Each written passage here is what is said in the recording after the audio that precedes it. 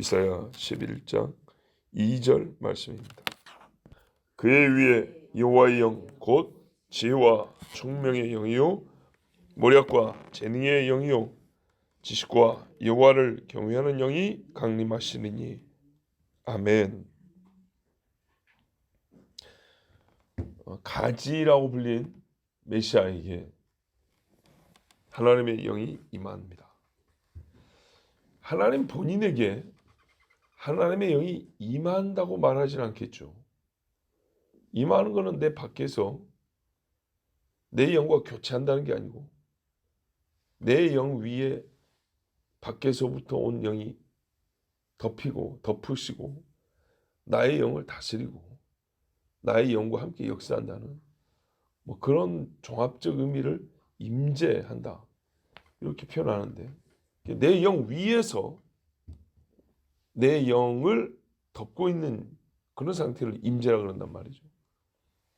근데 여호와의 영이 임한다 그랬으니까 나는 여호와의 영의 사람이 아니고, 내가 여호와가 아니고 사람이라는 얘기입니다.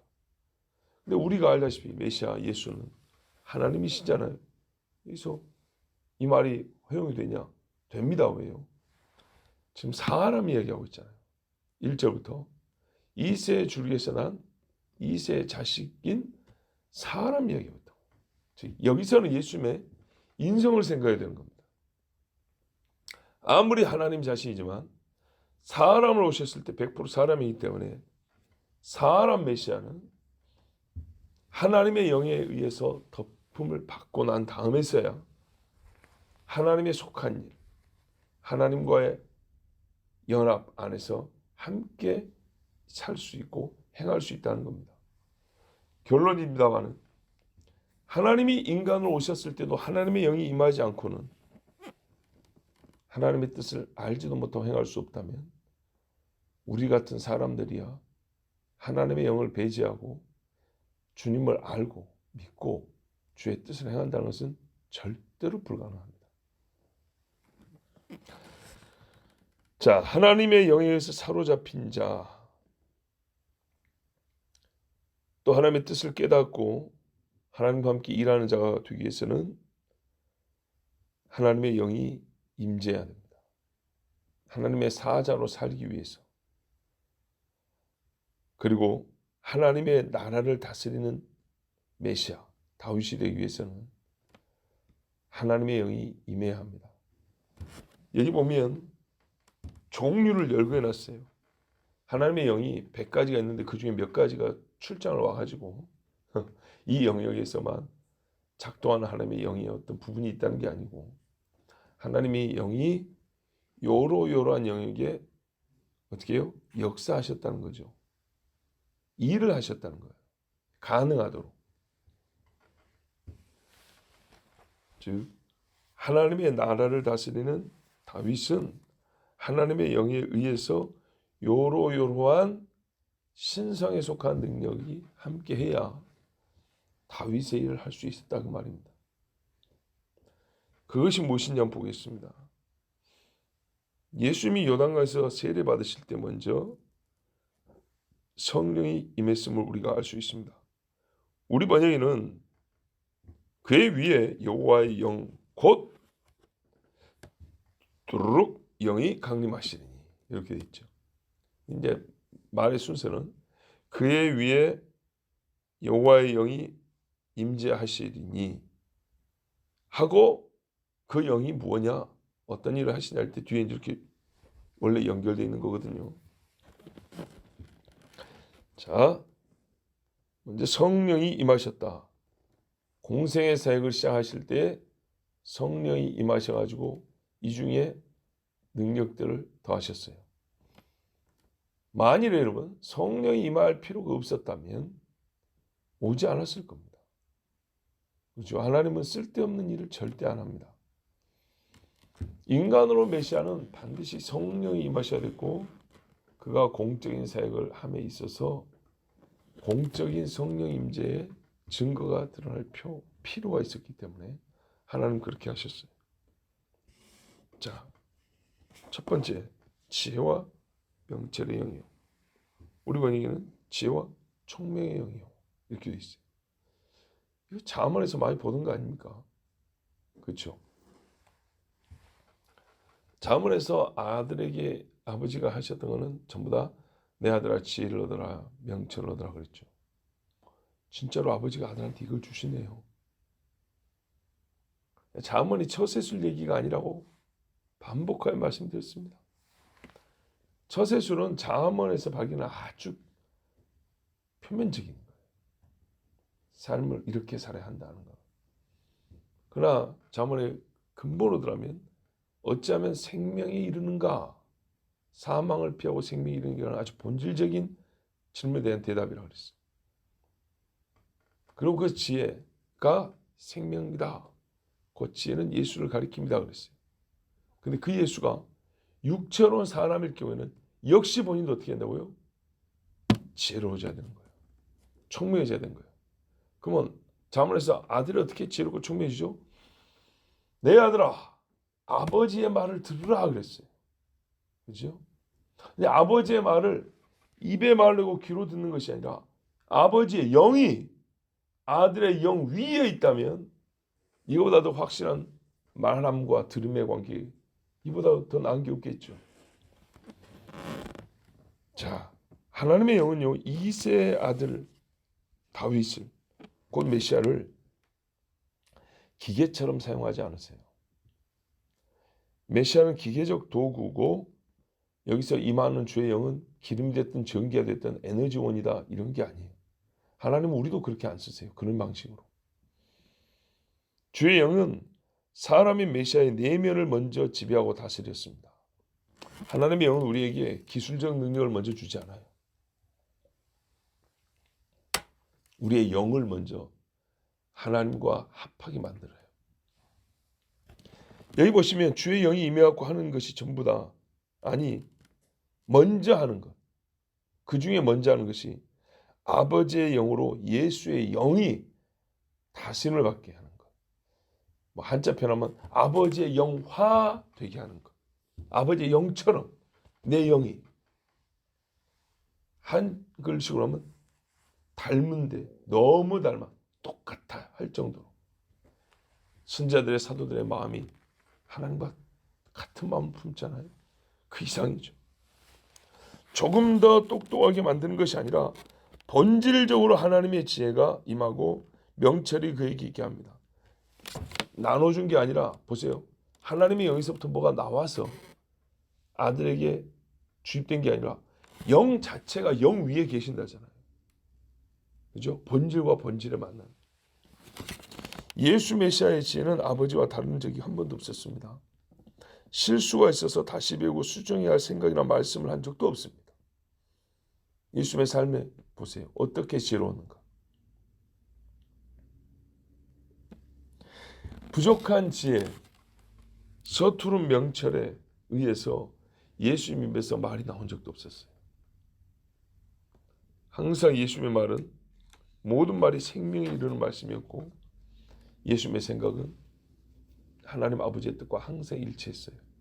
그래서 잘못 생각했다. 실수로 말했다. 이런 적이 없었어요. 인간은요. 우리는요. 아무리 성령의 감동을 받은 자라 할지라도 꼭 잘못 말하거나 실수할 때가 있고요. 고쳐야 될 말과 행동들이 있어요. 예수님은 일절 없었어요. 내가 잘못했다 이런 경우. 딱 하나 생각난 거 있죠. 겟세마네 동산 기도. 여러분 그 기도가 아직 안 끝났어요. 끝나기 전에 아버지여 역시 아버지의 뜻대로 하옵소서 이렇게 했어요. 그 다음에 모략과 재능의 영역. 우리 번역은 굉장히 오해의 소지가 많게 돼 있어요. 모략은 중상모략의 이미지를 떠오르죠. 남을 해코지 하려는 삐딱한 생각들. 인격을 뺏어오는 사기 범죄라고 할까요? 재물을 뺏어오는 건 그냥 사기고 그의 인격과 생명을 빼는 거는 모략. 이거는 좋게 생각해야 됩니다. 여기서 모략은 어떤 일을 계획하는 거예요. 재능하니까 10세 미만의 아이들이 좀 특출난 거를 재능 혹은 어떤 특정한 영역에 좀 뛰어난 실력을 갖고 있는 재능 이렇게 생각하면 곤란하고요. 그냥 능력 그런데 모든 일에 어떤 피조물보다 능한 힘, 권세, 권세 있는 새 가르침으로다 그러죠. 계획을 할 수 있고 능력을 행하는 영으로서 주의 영이 함께합니다. 여러분, 예수님 항상 임기응변적 대응을 하신 게 아니에요. 닥친 일에 대한 처신과 해법이 남들보다 뛰어났던 것이 아니에요. 미리 다 알고 있었어요.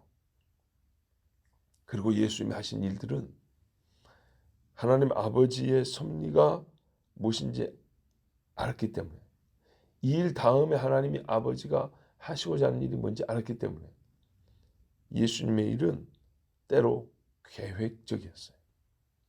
지금 어떤 일이 완결된 것 같지만 이 완결된 사건이 에피소드로 끝난 게 아니라 뒤에 이어질 일의 원인으로서 작동한다는 걸 알고 그렇게 일하시는 경우도 많았어요.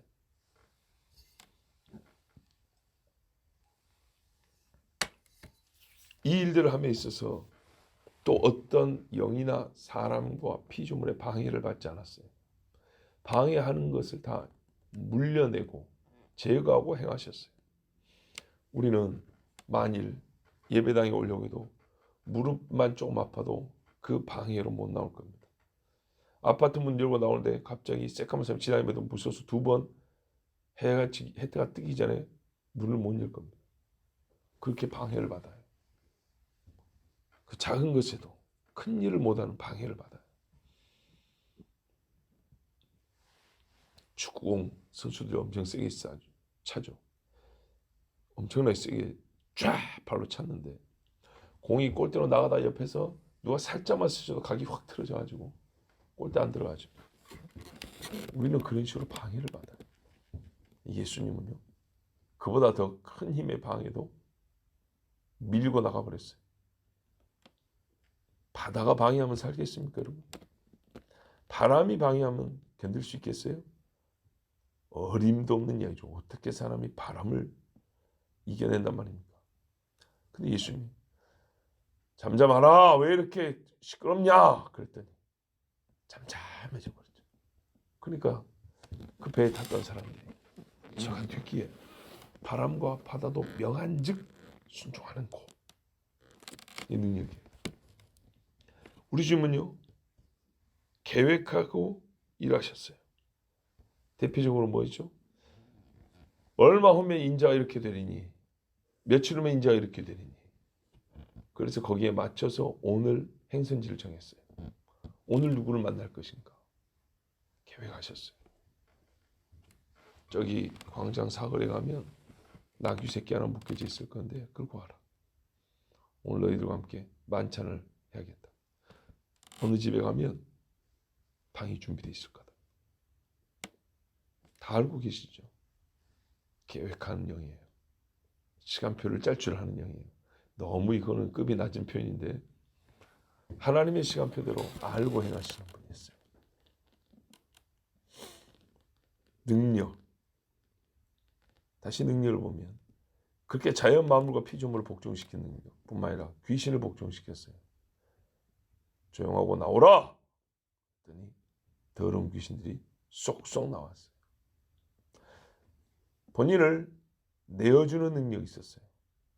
사람들이 횃불을 들고 검과 몽치를 들고 예수님을 잡으러 왔다 했어요. 예수님 말했죠. 내가 지금이라도 12군단도 더 되는 천군을 불러다가 너희를 다 없애지 못할 줄로 아느냐? 너희가 나를 잡는 것이 아니라 내가 너희에게 나 자신을 내어준 것이다. 능력. 예수님이 거기서 안 돼 그러면 아무도 손 못 댑니다. 여러분 그거 아세요? 이 사람들이 의기양양 왔지만 나다! 너희가 찾는 자가 나다 할 때 전부 다 엎드려 절했다 그랬어요. 그 신성이 압도를 했던 겁니다. 그러니까 예수님이 자기를 내어주니 잡아갔던 겁니다. 능력이에요. 오병이어의 기적 능력이에요. 그렇죠? 그리고요 모든 시험 인간에게 내려진 모든 시험을 다 이겼어요. 능력 중에 능력이죠. 예? 죄를 안 지었다는 거 아닙니까? 죄를 이기는 능력, 이거보다 큰 게 없습니다. 이 말은 당연히 사단도 이겼다는 말이 들어있죠. 왜 사단이 죄를 짓게 하는가요? 40일 금식기도 후에 이를 먼저 보십시오. 베드로가 고넬료 식구들에게 이렇게 설교했어요. 하나님이 나사렛 예수에게 성령과 능력을 기름 붓듯 하셨으며 그가 두루 다니시며 선한 일을 행하시고 마귀에게 눌린 모든 사람을 고치셨으니 이는 하나님이 함께 하셨습니다. 아멘. 그 다음에 마지막에 지식과 여호와를 경외하는 영이라. 예수님은 사람으로 태어나셨지만 인간이 갖는 지식의 한계를 넘으셨습니다. 이 말은 본문에서 우리가 이걸 알기 때문에 성령이 임하지 않으셨으면 사람으로 태어났기 때문에 사람이 갖는 지식의 한계에 머물러 있었을 거라는 얘기입니다. 그러나 주의 영이 임하셨고 보통의 사람이 갖는 지식의 정도를 뛰어넘은 겁니다. 조금 더 했다는 게 아니라 다른 차원의 지식을 가졌다는 얘기죠. 물에 사는 건 물밖에 모르죠. 왜? 물 밖으로 하면 죽으니까 지식 쌓는다고 물 밖으로 나올 수는 없습니다. 그렇죠. 예. 다른 차원의 지식. 이 땅에 거하지만 땅에 거하는 인간이 갖고 있는 지식, 그 위의 지식. 예수님이요 지혜와 지식이 자랐어요. 나이 들면서. 그렇죠? 하나님 아버지의 지식이 자랐다는 것은 그러니까 지식이 자랐다는 것은 배웠다는 말이고 교육이 되었고 학습이 되었다는 뜻입니다.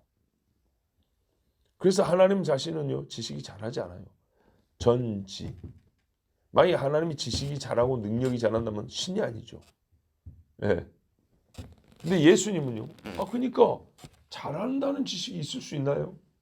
그러니까 100% 인간이라는 것을 또 기억해야 됩니다. 100% 인간이시기 때문에 예수님은요. 젓가락질, 숟가락질도 배워서 할 수 있었어요. 옷 입는 것도 엄마한테 엉덩이 맞으면서 배워서 했다고요. 화장실 가는 것도 못해요. 막 태어난 예수님은 기저귀 갈아줘야 돼요. 그렇죠? 집사님 그렇죠? 동의가 잘 안 됩니까? 집사님 옛날에 목사들은 화장실도 안 간 줄 알았다 그랬죠. 그러니 뭐 예수님이 기저귀 갈았다 하니까 얼른 동의가 안 되실 수도 있어요. 완벽한 하나님이고 완전한 하나님이고 완전한 인간으로 오셨어요. 그럼 예수님이 무덤에 들어가지도 않았겠죠. 인간이 아니라면. 그 말은 곧 그 이전에 모든 것도 다 인간으로 사셨다는 얘기입니다. 배가 고프니까 음식을 드신 거죠. 아프니까 쓸개 적신 뭡니까? 포도주라도 입에 물리려고 했던 거고. 자, 예수님의 본디 하나님 자신인데 뭘 더 배웠냐? 이렇게 생각하면 안 되고요. 사람으로 오신 예수님은 배우셨고 익혔고 이해하는 훈련을 해나갔습니다.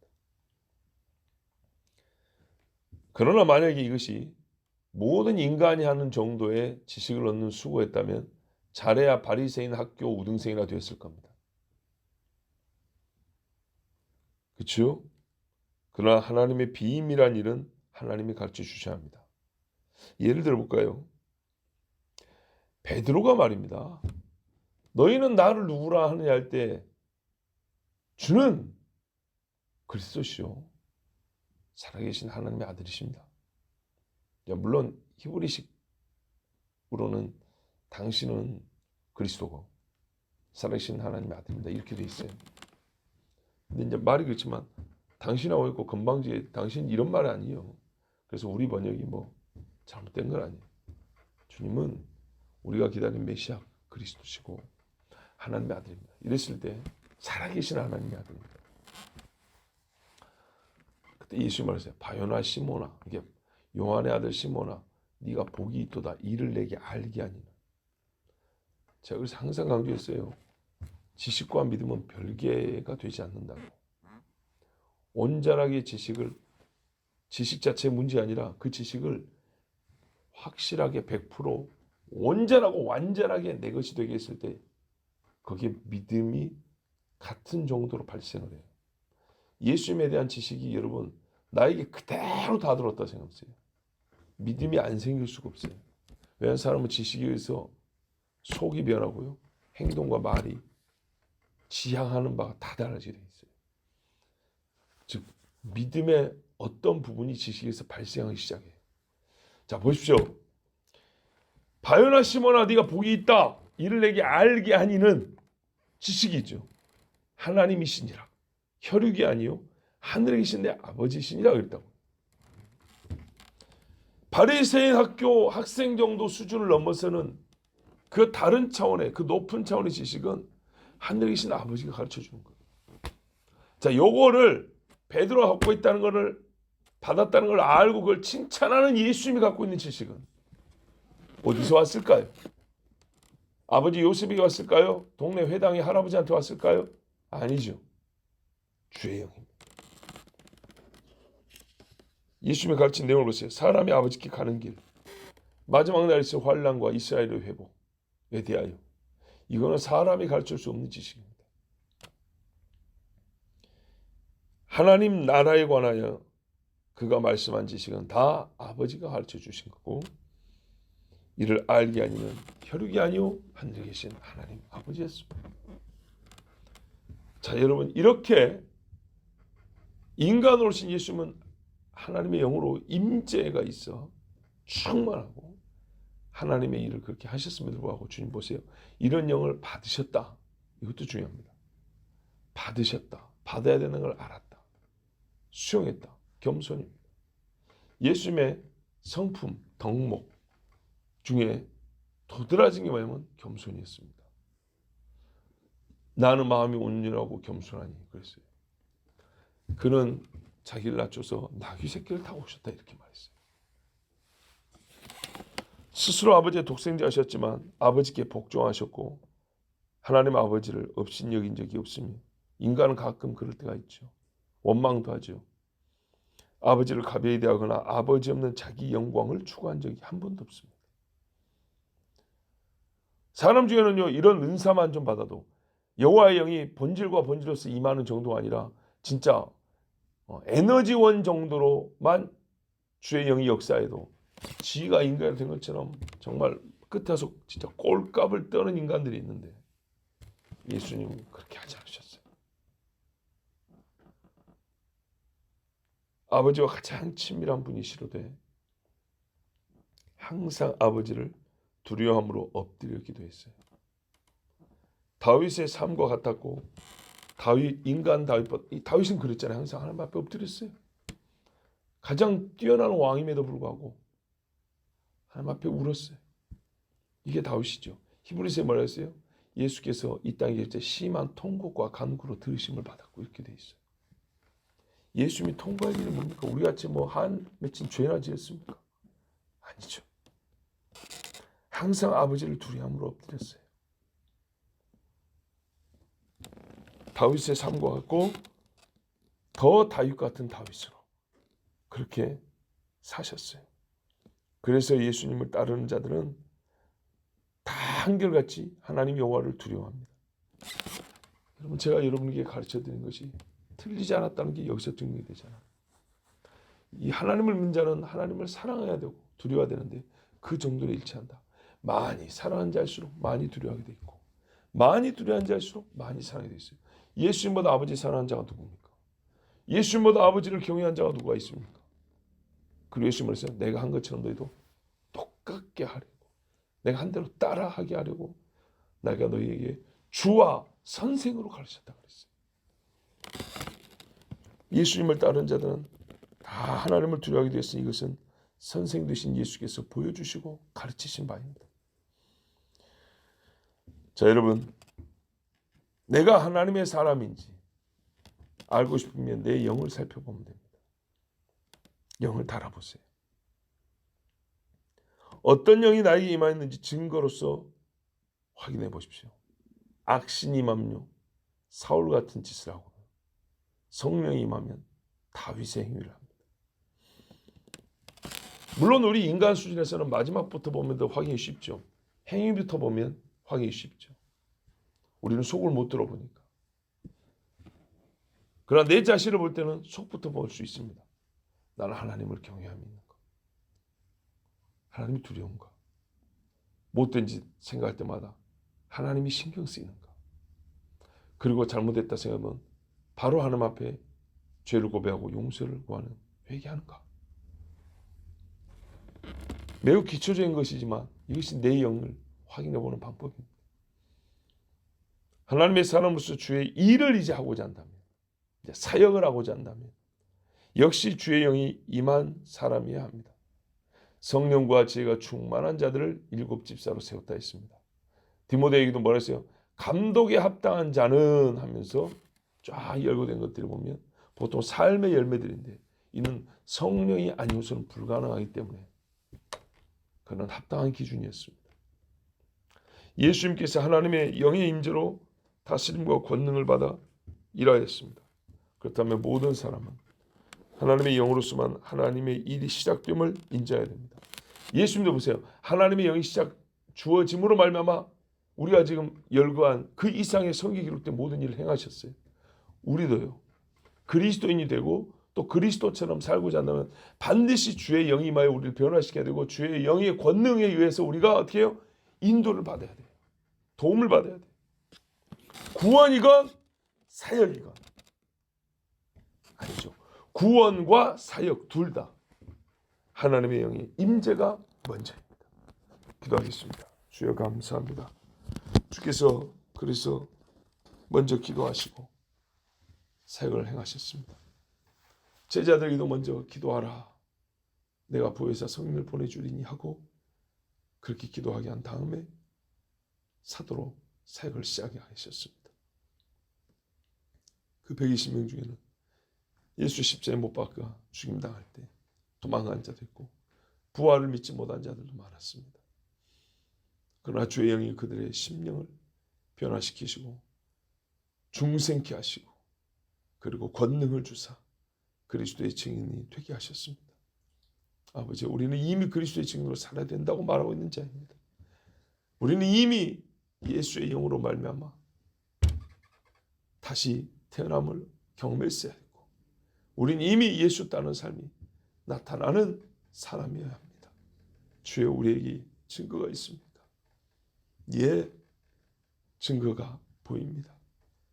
아직은 옅지만 향기가 있고 아직은 작지만 열매가 있습니다. 더 빛깔도 좋고 향도 좋고 영양가도 듬뿍한 열매를 맺을 수 있도록 주님 제단에 올려드릴 열매를 맺을 수 있도록 주여 우리와 함께하여 주시옵소서. 우리 중에 많은 이가 주의 영의 임재로 회개하며 예수 그리스도를 믿는 자가 되게 하여 주시고 또한 주의 길을 따라가는 주의 백성들이 되게 하여 주시옵소서. 우리 주 예수 그리스도의 이름으로 기도하옵나이다. 아멘.